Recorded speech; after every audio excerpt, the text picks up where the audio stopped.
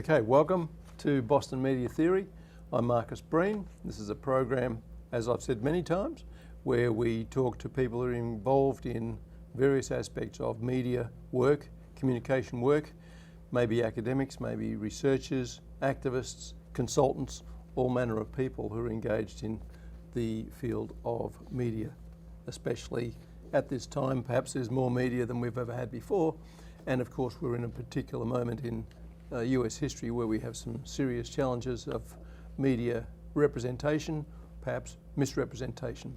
I'm delighted today to welcome Eli Gerzon, or Ellie. Yeah, I go by Ellie. Thank you so much. Really happy to be here. Great to be to see you, and great that we can be here together.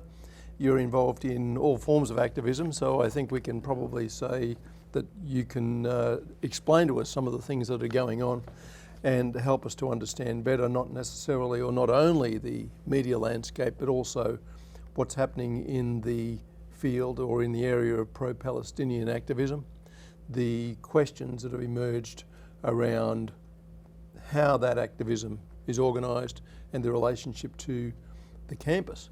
Or perhaps we can say, and this is sort of to open the door for you, Ellie, to address it however you like, but in the words of Marvin Gaye, I think a long song from long ago during the Vietnam War was "What's Going On?" What's going on? What's going on? So what's going on?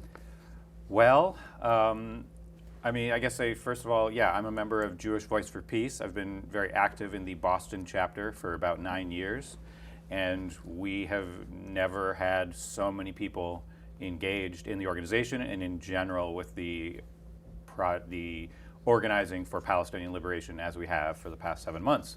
And that makes sense because we have never seen Israel with US funding commit so many war crimes, commit so much violence, what the ICJ has called probable genocide.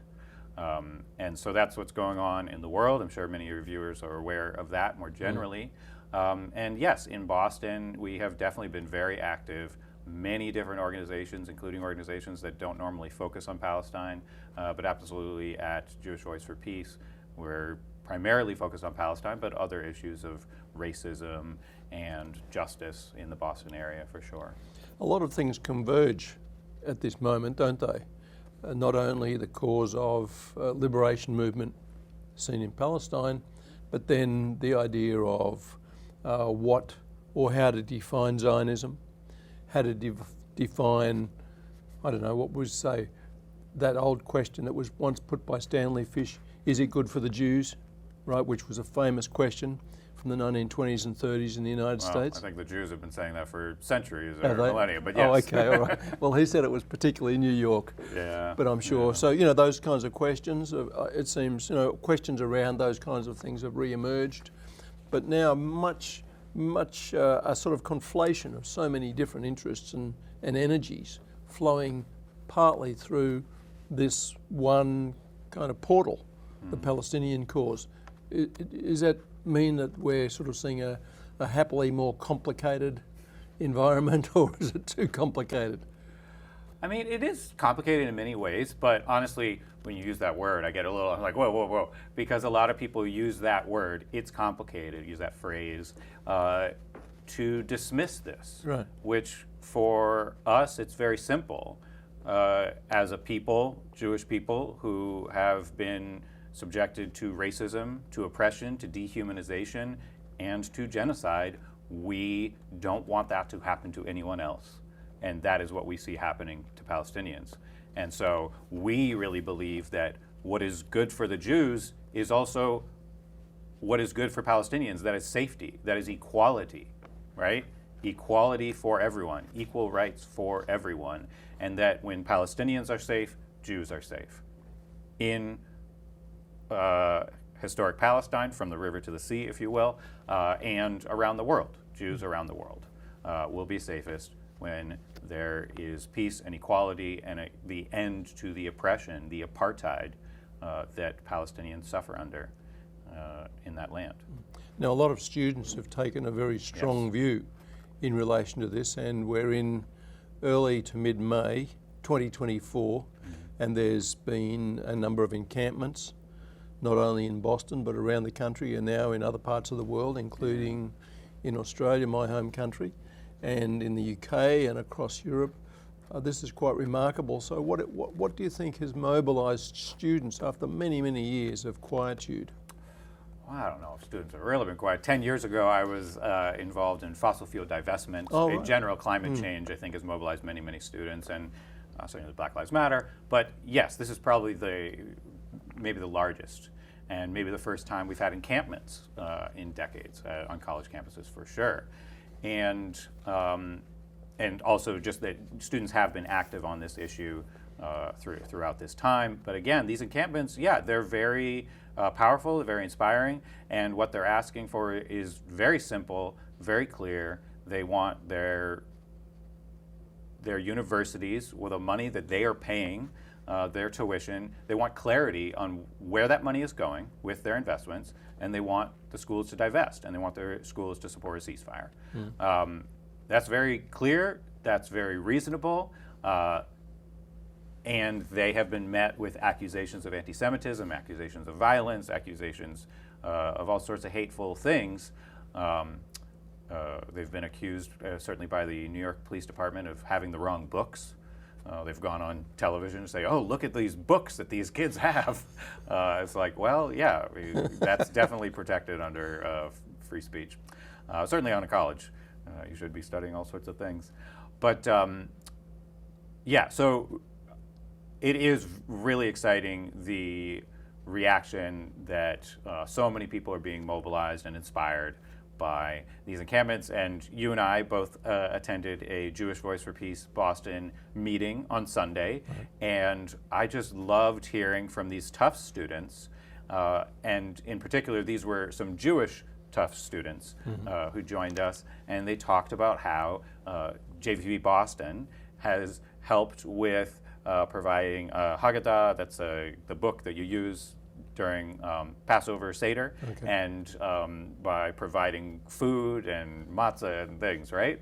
And the thing that I just thought was, yes, that is our role as outside agitators, bringing food, traditional Jewish food for a Jewish ceremony, a Jewish dinner, to these students who are fighting for justice. You know, that's the role we're playing. We're trying to be supportive of them. Right. And it was really touching that some of these students were saying, you know, it's really exciting to hear from and to see and be in the room with anti-Zionist Jews who are over the age of 22, which I'll let you know, I am. I'm one of those people. Yeah, and I'm just so glad that we can both support each other. These different generations can support each other and be inspired by each other. And one of the things that I was not necessarily aware of, although I have seen it be reported, is the fact that, this is going to sound pretty crazy to you, I'm sure, people who are not Jewish are welcome to go to Seders. And so what's been happening at the protests is that there's been this quite remarkable, it seems to me, image of inclusivity. Yeah. It's not like, we're religious, this is our religion, not yours. Yeah. You know, so that seemed to me to be quite impressive as a way of rethinking what it means to be a religious person, but not use that as an exclusionary tactic. Absolutely. It seems to me that that's part of the problem that Zionism has established as an ideology, that it is engaged in what we might think of as apartheid or separateness, right? Yeah, I mean, we should be very clear that it's not sort of an opinion. It's something that Amnesty International did a report just a couple of years ago that came out determining what Palestinians and many others and many Israelis have been saying for years, which is that this system qualifies as apartheid. And I'm going to be honest, maybe like 10 years ago, I really cared about Palestine. Yeah, about 10 years ago, I was getting involved with JVP heavily, but I still kind of thought, oh, this word apartheid, it's a little bit hyperbolic, right? I don't know if it really counts as apartheid, but it's very bad. But over the years, it's just become absolutely clear that's a totally reasonable, accurate, textbook definition of what's going on there. People are treated very, very differently. They have different rights depending on their race and depending on their religion. And it's like this unbelievably hierarchical thing where you've got the rights that people in Gaza have, which is probably the worst, right? But then you have the West Bank, and you have Christians in the West Bank have more rights in general than Muslims in the West Bank. right? And people in East Jerusalem have some rights that other Palestinians don't have. And then people who have an Israeli passport, who are Israeli citizens but are Palestinian, they have a different set of rights, right? And it's unbelievable to see. Something I've seen in person. I've been there myself, and I wasn't there before 1948. But when you're talking about different religions and welcoming and stuff, Jews, Muslims, Christian, Druze, that's another religious minority there, live together in relative harmony for centuries, right? This is not an inevitable religious conflict. That's just not what's going on here. And we really shouldn't get confused about that. And the important part of this little narrative that you've presented in a really wonderful way is this idea of how much of this information is now readily available. Yes. That the media landscape is very different. It's not only a sort of monocultural or a single perspective, at least one would hope it's not.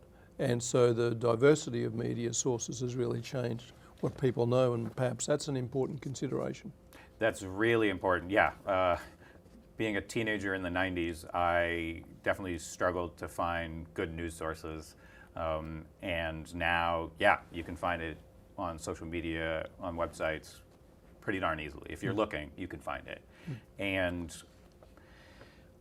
But unfortunately, we see, to veer right back into the negative, we see the Pulitzer Prize for International Reporting was just given to the New York Times. And the New York Times has edited their headlines to be more sympathetic towards Israel. They've done absolutely false reporting about supposed atrocities that Palestinians have done to Israelis, and it's very upsetting to see that. At the same time, again, we all know what's going on. It's so blatantly obvious, you know. You do still see so much, even in the mainstream, and they'll try to twist it, and they'll put it into different ways, but it's pretty clear for us all to see the atrocities unfolding. Yes.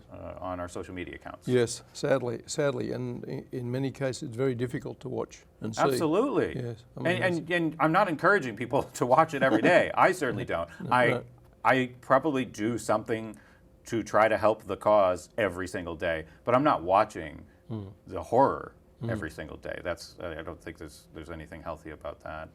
No, I'd agree with you. And in fact, there's a number of psychosocial kind of aspects to this too, which is the damage that's been done to so many Palestinian people.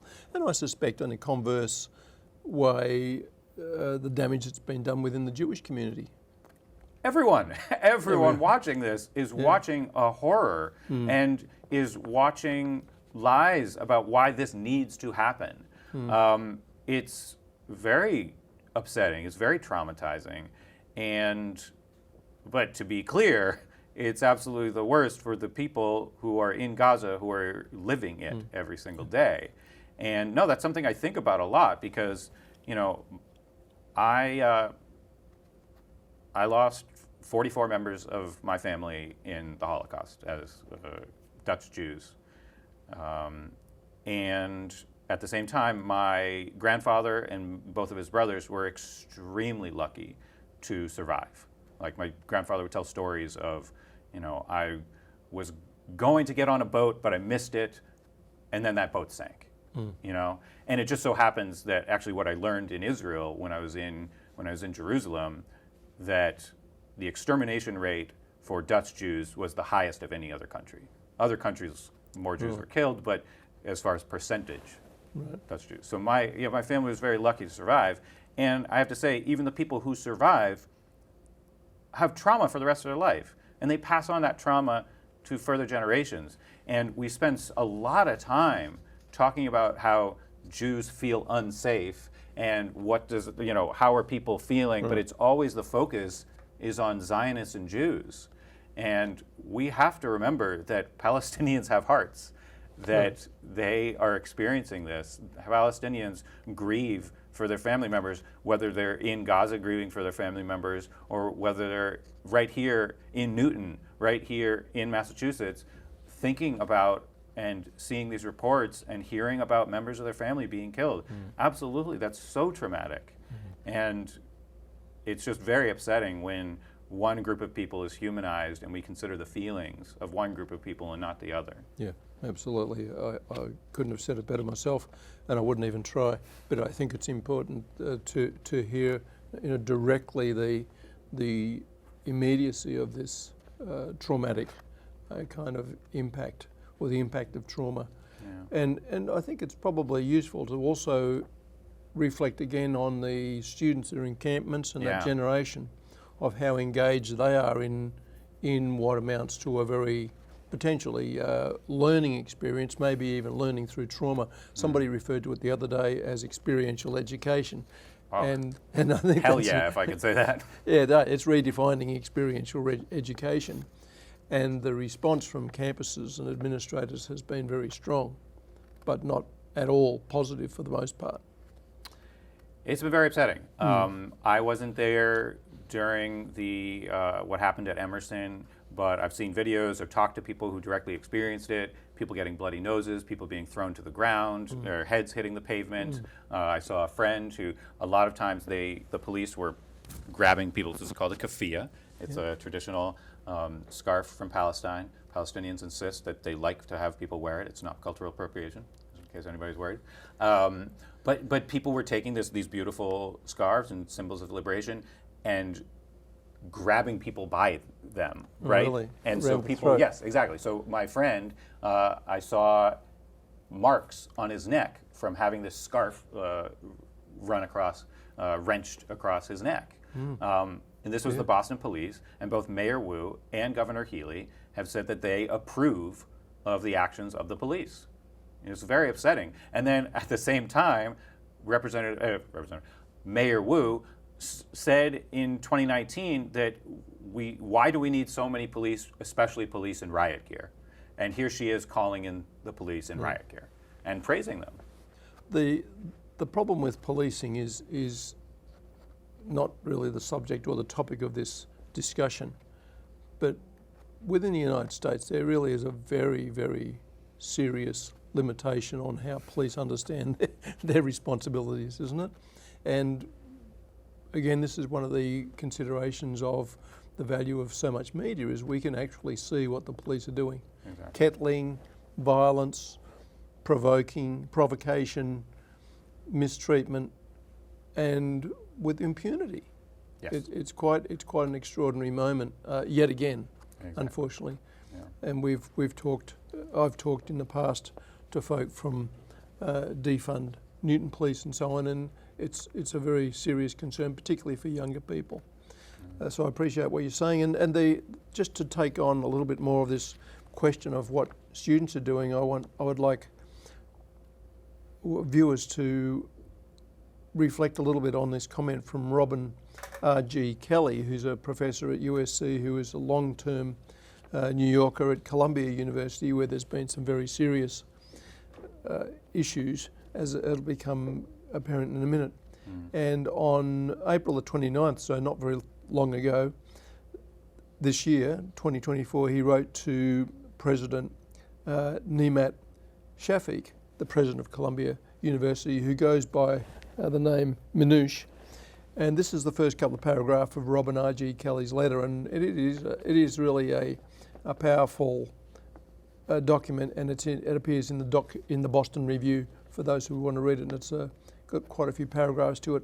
As it says, Robin R.G. Kelly, quote, "As a former Columbia University faculty member and father of a Columbia graduate, PhD 21, I am quite frankly appalled by your draconian, unethical, illegal and dishonest actions toward your own students and faculty."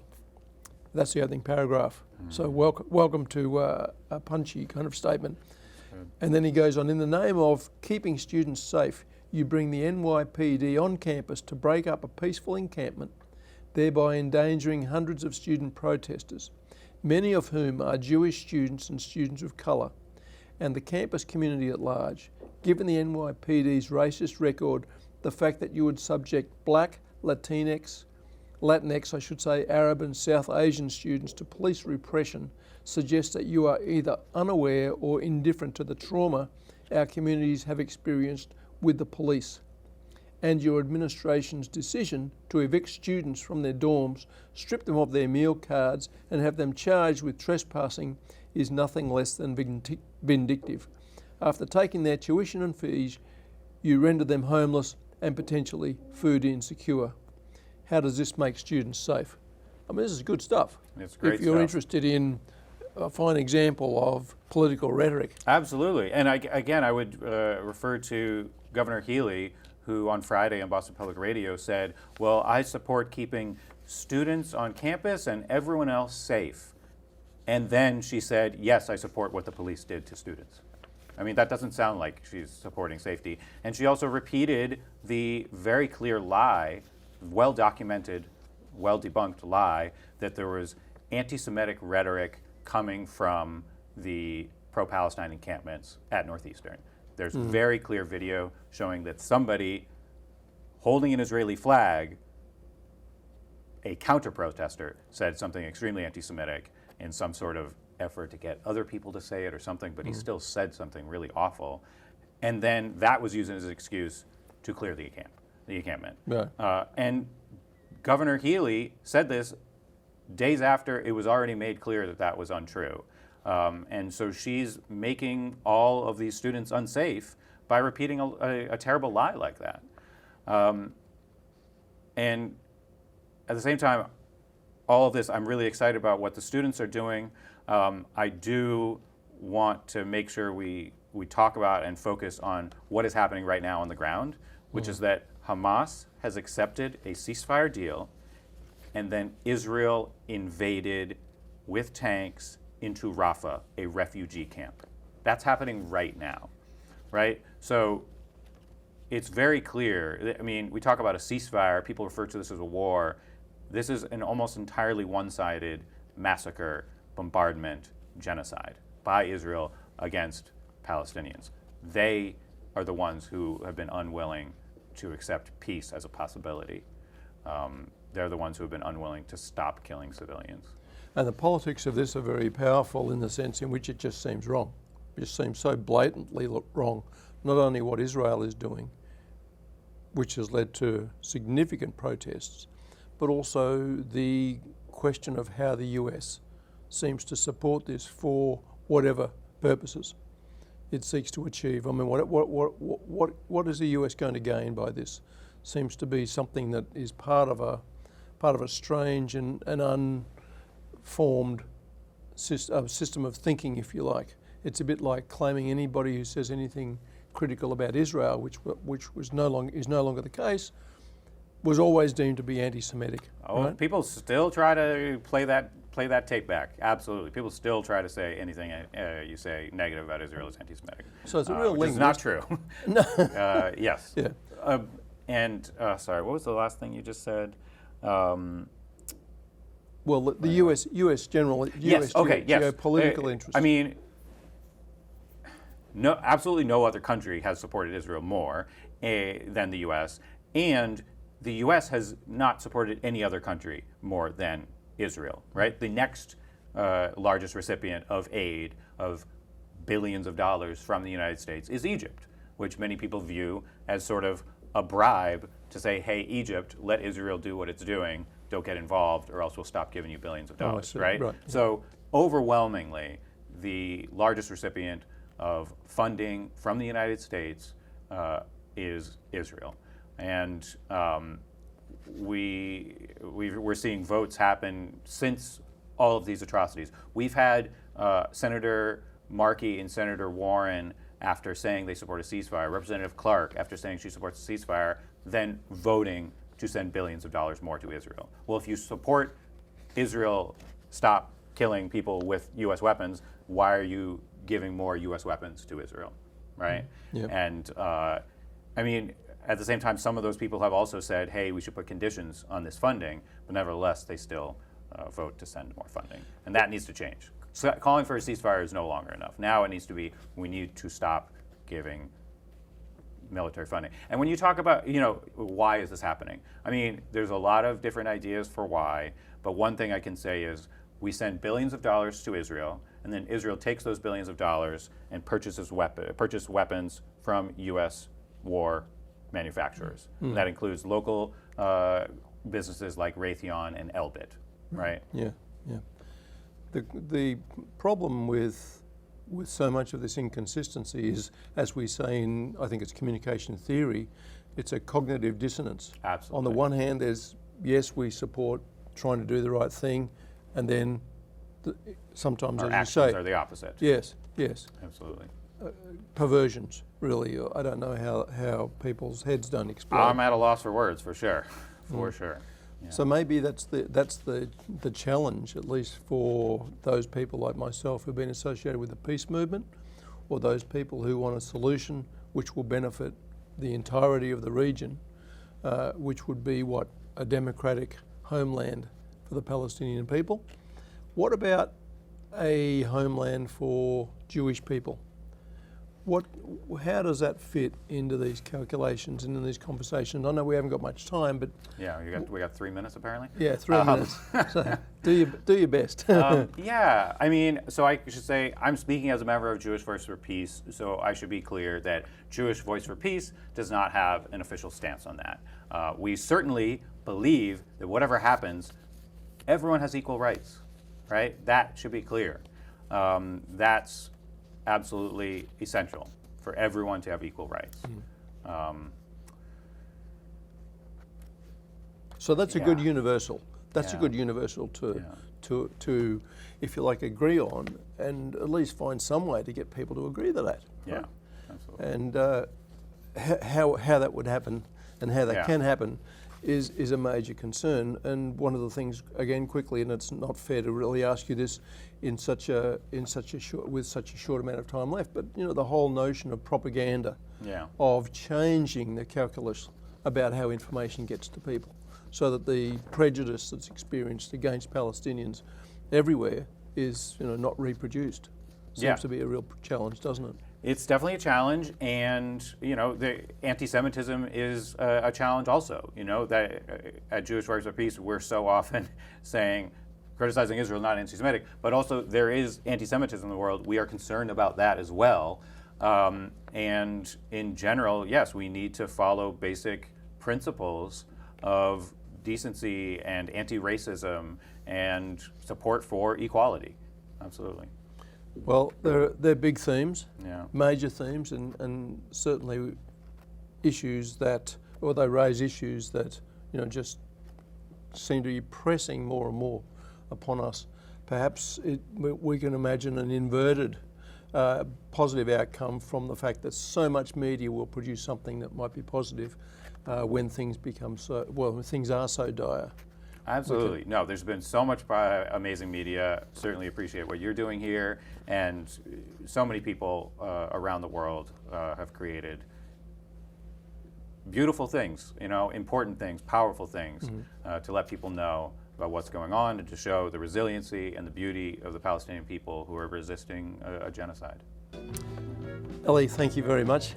Thank you for your wonderful contribution to this little show, Boston Media Theory. That's it from me and from us for tonight or for today. Until next time, keep on mediating. And that's it from me, Marcus Breen, and Boston Media Theory.